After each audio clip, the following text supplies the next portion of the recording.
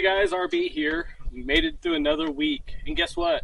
It's Friday, it's weekend, no rain, nothing. So who knows? I might get something done this weekend. Been a long week. So did a tractor job last night and pulled in and haven't even unloaded it. So I've got things I need to do. I need to get the tractor unloaded, put away, trailer put away, other trailer hooked up. Got that going on. Picked up a battery for the Farmall Cub, so I need to get that checked out and charging. And then I've got another project that I picked up that I'm working on. So let me show you what we got there. So if you've been with my channel for a while, this is actually like one of the first projects I posted on it. And this is a John Deere 260 garden tractor that belongs to a family member. And boy, this thing. We're having issues getting spark to it, and we have thrown a lot of parts to it and done a lot of diagging and still nothing. So I'll go a little more in depth with this, but it looks like what I'm going to have to do is start chasing wires and start running voltage tests and everything and just kind of see. There's some things going on with it that I'm just really scratching my head. I need to go download a wiring diagram for it and just check everything. So yeah, so I've got this project. Need to get this running.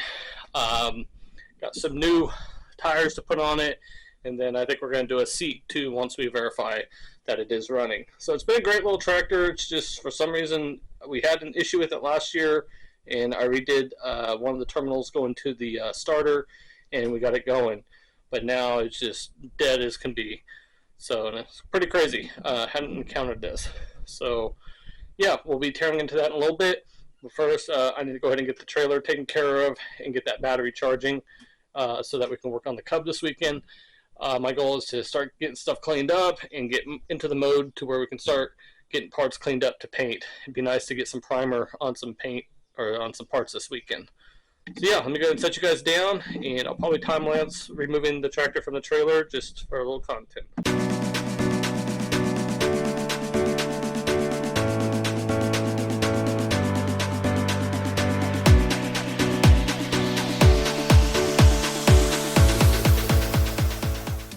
So someone in one of my previous videos had asked where I get my cargo control products from, and I do get them from a company that I actually work for, Northgate Cargo Control. And for these small subcompact tractors, I do want to do a video on tie down and stuff. That'll be coming up. But just real quick, you know, this isn't a very heavy tractor, and I can get away with 2-inch straps, ratchet straps to tie it down. And I've done that, but you know, like I've said previously in my videos, anytime you have a trailer, anytime you have equipment, you know, it's your responsibility to be safe on the road. So in that, being that that's said, I do use chains and binders for this. So these are actually 1/4-inch chains and 1/4-inch binders, which are more than adequate for this. I believe these things are rated at 800 pounds per binder, something like that, or is it 17? Should say on the handle. 2,000 WLL, 2,000 pounds. So 2, 4, 6, 8, 8,000 pounds tie down for a 4,000 pound maximum tractor. I think that's with the backhoe. So that's double what the requirement should be for the braking force of those, or the load weight. So yeah, so that's what I use on this. So yeah, so if you're needing cargo control products, I do recommend Northgate Cargo Supply. Yeah, come check us out. We do have good deals on products and good products. So, and I will include a link in the description on that.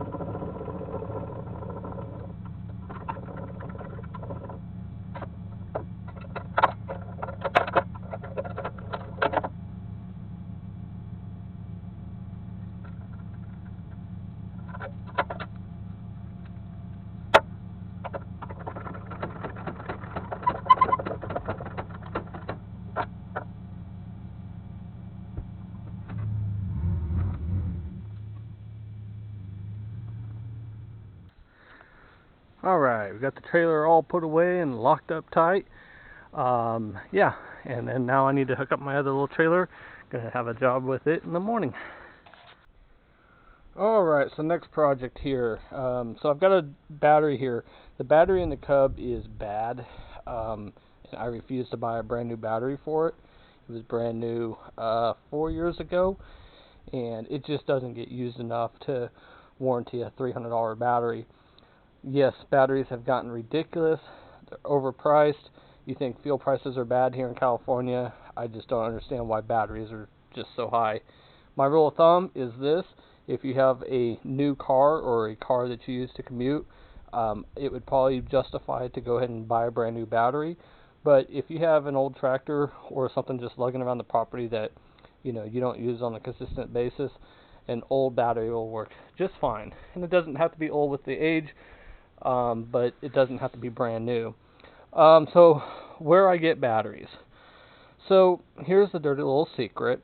Towing companies typically will tow in vehicles, and then they wait for the price of metal to go up, and then they go ahead and offload the vehicle. But in order to offload the vehicle, there are some requirements, such as, I believe, like the catalytic converter's got to be pulled out, batteries got to be pulled out. There's certain things that have to be done. So typically any wrecking yard or towing company probably has some batteries laying around, and there's cores for them, but it's not that much. So typically a battery like this, you might be able to hand them $20 bill or $30 and walk away with a battery. And chances are it's probably a fairly good battery, maybe a year old, 2 years old, and they will work just fine. It keeps them from going to the recyclers, I guess you could say. Get a little more life out of them. So that's kind of what I've done in this situation. Similar situation, but I do have another source where I did get this battery from. So yeah. So I've already hooked up the tester, and I can see that it is drawing 12 volts. It's just low, so it does need to be charged. So that's what I'm going to go ahead and do. I'm going to go ahead and dig out the charger, and we'll let this thing trickle charge overnight. And who knows, maybe we'll find some time this weekend to go ahead and put the battery in. Before I hook up the charger, I will go ahead and get the post cleaned up, and maybe wipe down the battery just a little bit and inspect it. And then we'll let it charge. So yeah, let's go and do that. Alright, we are all cleaned up and hooked up and charging. So we'll go ahead and just let this sit and do its magic, and we'll test it later and see where we're at. Alright, here is our next challenge. So as I stated earlier, this is a John Deere 260 garden tractor, and it is not getting spark. Actually, another family member was working on this.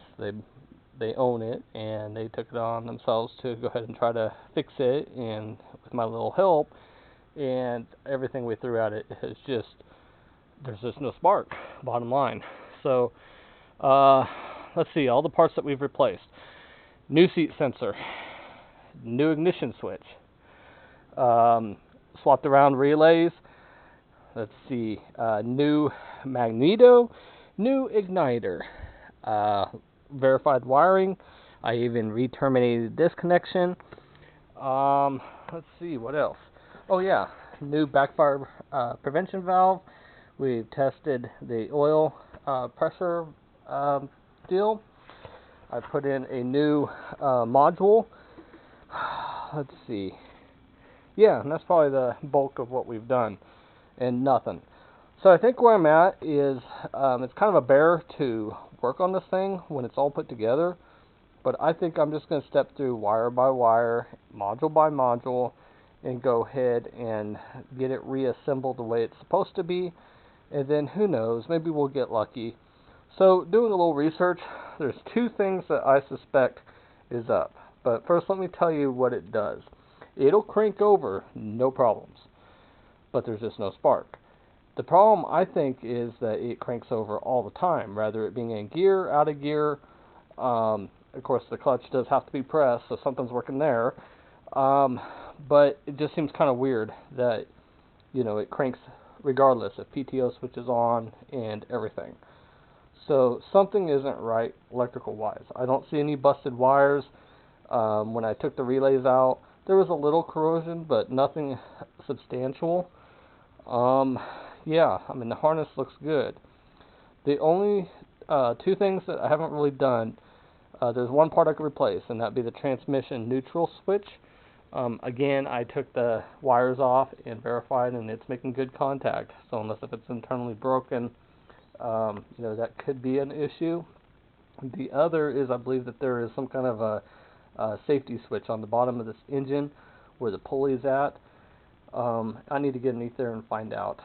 So, yeah, so game plan wise, I'll probably check that out first, and then I'm going to go ahead and start reassembling this thing. Yeah, and who knows, maybe we'll get lucky. Needing to get this unit running. I still have another tractor, a Ford 1900 series mini backhoe compact tractor unit that we've been trying to get going. I wanted to film all that, but it's just been so sporadic between working on it. So who knows, maybe we'll make it over there this weekend and give you guys a little footage. So yeah, let me go ahead and get myself together, and I'm going to go ahead and just start stepping through this. Okay, so I'm going to take just a minute to gripe and share my frustrations. This company called Amazon. You know, it's a good company. It's a great service. I think we all use it. Here's the issue. It has lately been gotten really bad with being inundated with cheap crap and Chinese knockoffs. And I'm going to say that politically. Now, here's the deal. Here's what ticks me off.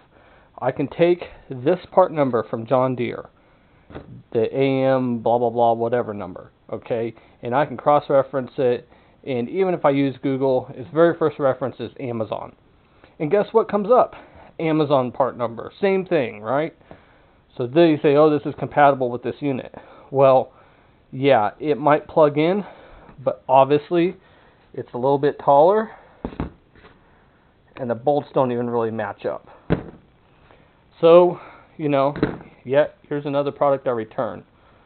Yeah, so that's just one example. Another example, relays. Same thing. This is a basic relay. This is the 960-388-06. Okay, so you go and type in that number in Amazon, and I've ordered 4 sets of these. And guess what? This is the relay they send. No markings on it whatsoever, right? The clips don't even line up. I mean, obvious, different sizes, right?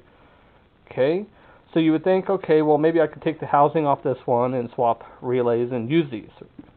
No, they're so cheaply made that this one has like rounded corners on it, and this one's squared off. So, so I just want to caution out there. If you get yourself in a crunch, my personal recommendation, Amazon, even though it's probably going to have the best prices, may not be the best option. Or what I would do is double your orders. Order from Amazon and order from somebody else. Because I mean, it's gotten ridiculous. I mean, I encountered this the other day with lock cores for my truck. I talked about that in my last video. I have spoken to Amazon about this, and their help desk is so helpful. They're always willing to just have you send back the product or just give you the product and reorder and stuff. But the problem is it's not necessarily the product, and it's not necessarily the vendor's fault. It's just, false information out there, and it's just killing us. So I just wanted to throw that in there. That's my 2 cents. I do tell people 2 things when you order parts. Maybe look at the supplier or who has the listing, and take a look and see what kind of other stuff they sell. Try to use U.S. companies, small businesses, something like that. They're going to have good deals too. I mean, they're competing with everybody else. But definitely, if it looks like it's from Shanghai or something, you're probably better off just getting elsewhere. If you get the parts in 2 days, you're going to be lucky. Half time it'll say, okay, it'll be there tomorrow, next day delivery, and come to find out it's on a snail boat from China, and you might get it, a week later. So just some cautionary things. I'm so frustrated with it. So anyway, so what the plan is, I'm going to go ahead and put the old control module back in. I'm going to keep with my relays. I may try testing them. I don't think there's anything wrong with them. So, and then this crap going back. This crap going back. I've got like 4 different parts right now in the queue to send back to Amazon. Yeah, okay, enough complaining. Let's get to work.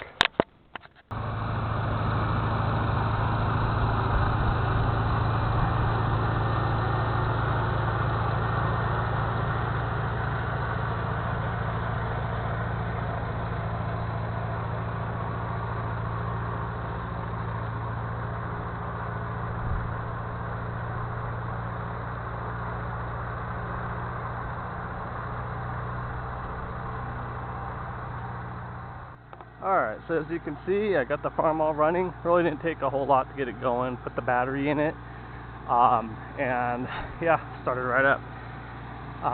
So I'll show you what the issue I'm having and why I think we need to replace an ignition switch.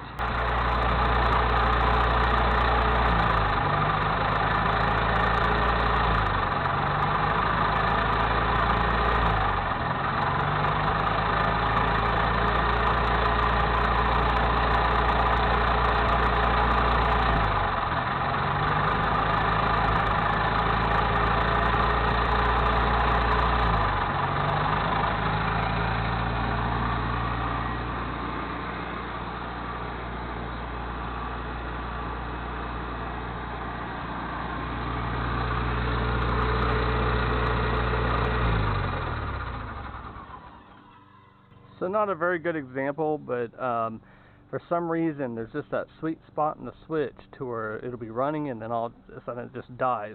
But if you pull out the switch just a little bit, it regains itself.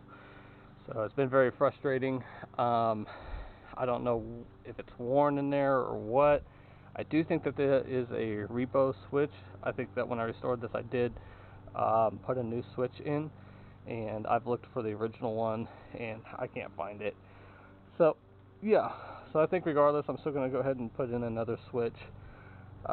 Seems like it was working fine there, but I need to get this thing out and going. So let me go ahead and dig out some tools and figure out where we're going to go here. Alright, try to get you guys in a spot where you can see how I removed this. So in these old original switches there's actually a hole through them, and you put a screwdriver through, then that'll allow you to take the knob off. Okay.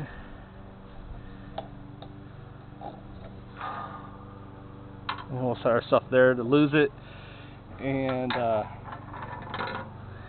yeah, and then we should be able to just take this nut off here.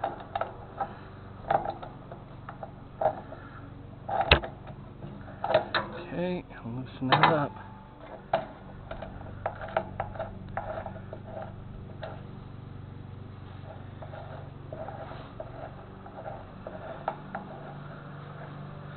Okay, there's that.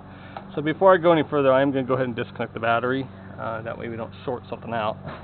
Let me go ahead and get that done. Okay, battery's disconnected. So I believe I've got enough wire back here that I should be able to just shove this through the hole. Yeah. And just about.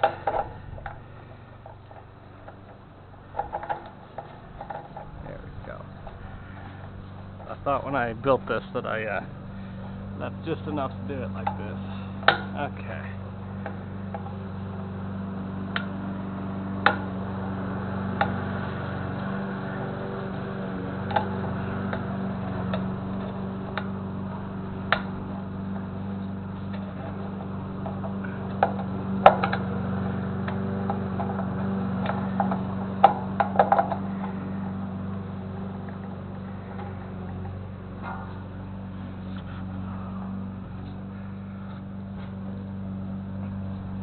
Move you guys over just a bit. So as you can see, I've got it out the side of the frame now. So these just have 2 terminals, and on this one I've got 1 wire going on one side, and then there's actually 2 hooked to the other terminal. So let me go ahead and grab the switch that I plan on putting in this. Okay, so here's the new switch I picked up. This is just an aftermarket switch. It's not the same thing as this, because these blooded switches are like 50 bucks. And I really didn't want to buy another switch just to have the on and off feature. I mean, even a toggle switch would be fine, but so I'm going to go ahead and wire this one in. I'm going to go ahead and hook up the terminals and leave it to the side, and we'll start it up. That way I can get the push-pull figured out, easiest way there. So let me go ahead and wire this one in, and then we'll give it a test. Alright, so I got lucky with the terminals. So out is run, in is off, same as the other one. So I'm going to go ahead and fish this back through, and we'll get her tightened down. Alright, so the ignition switch issue is resolved. Went in and gave it a quick bath, so she's ready to go. Probably going to go ahead and take her out to the farm and let her start working this summer. So, hate doing it, but she needs to do something rather than just sitting here. So, I'm going to go ahead and get her put away, and we'll see what else we have in store. Alright, so this is the next thing we're going to work on here, my John Deere B. Having issues getting it started, and I think it's spark related. I did go ahead and pull the cap off before I thought I'd grab you guys, and there is moisture in the cap. You can see up at the terminals there. So yeah, it got moisture in it. So we'll get that dried out, and then the point, they're not horrible, but there is a little corrosion inside there. So I'll go ahead and get those as well, and then we'll go ahead and get that going and see what's up. I like to get this running, and then the next process is going to be build some new spark plug wires. So yeah, these are shot, but I do know they work, so we'll go ahead and do that. So let me go ahead and grab my file and get the points cleared, and then we'll get the cap dried off. Okay, so we've verified that the mag is clean and dry, and then I did pull the plugs, and they were also very wet. There was some moisture in the cylinders as well. And then I pulled the petcock on the carburetor, the drain plug, and boy, there was a lot of water in the carburetor. So I think I'm down to good fuel now. I think I'm going to go ahead and give this thing a try and see if we can get her started.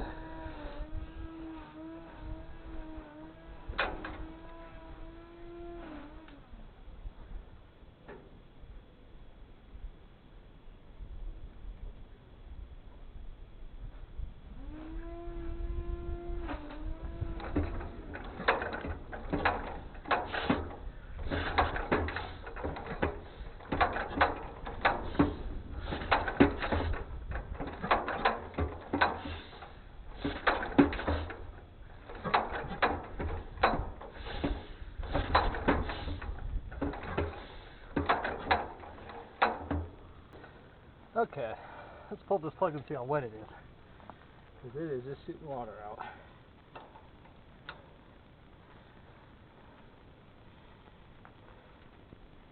Oh yeah, soaked again.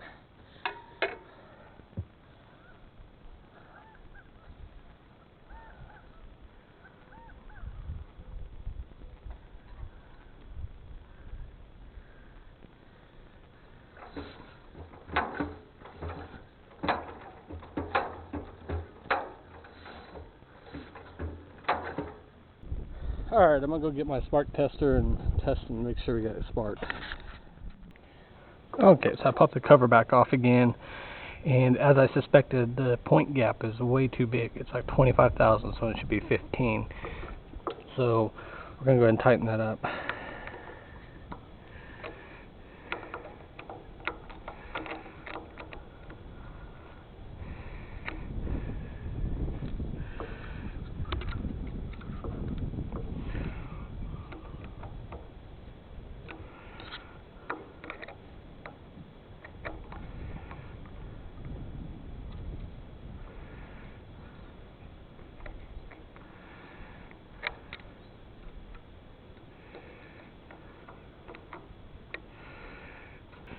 Okay, go ahead and put the bug back on.